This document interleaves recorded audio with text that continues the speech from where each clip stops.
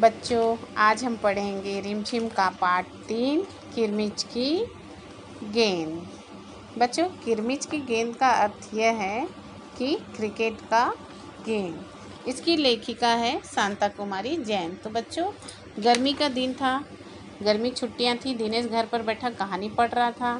तभी पेड़ की पत्तों की हिलती हुई कोई वस्तु धम से घर के पीछे वाले बगीचे में गिरी। दिनेश आवाज़ पहचान गया था।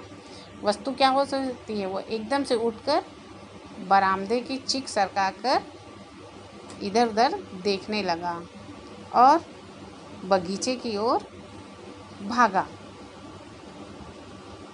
तभी, अरे अरे बेटा, कहाँ जा रहा है? बाहर लू चल रही। दिनेश की माँ मशीन चलाते चलाते एकदम जोर से बोली, परंतु दिनेश रुका नहीं। उसके पैरों में चप्पल भी नहीं थे और गर्मी के मौसम था। धरती तवे की तरह तप रही थी।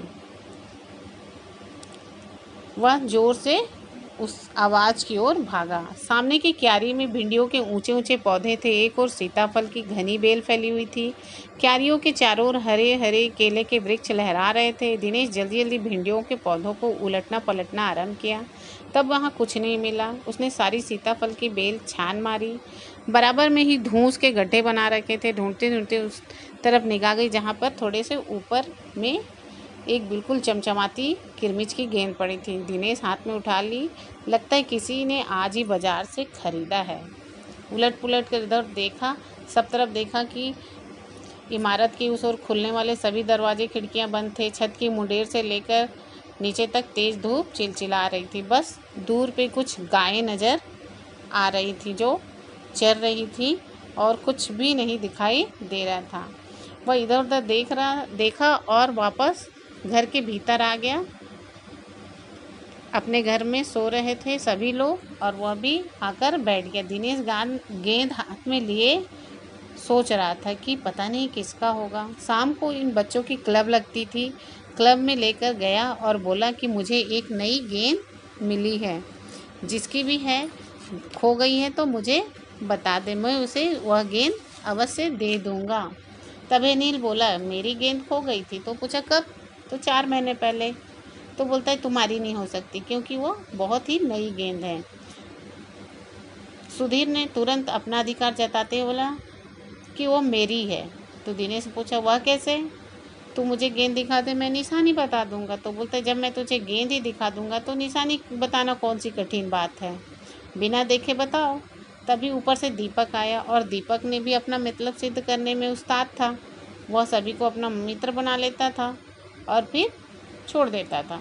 तो वो बोलता है कि मेरी है। तभी से एक साथ पूछा, कल ही तो तू कह रहा था कि तेरे पापा तुझे गेंद लाने के लिए पैसे नहीं दे रहे हैं। तो वो बोलता है मेरी गेंद तो 5 महीने पहले खोई थी।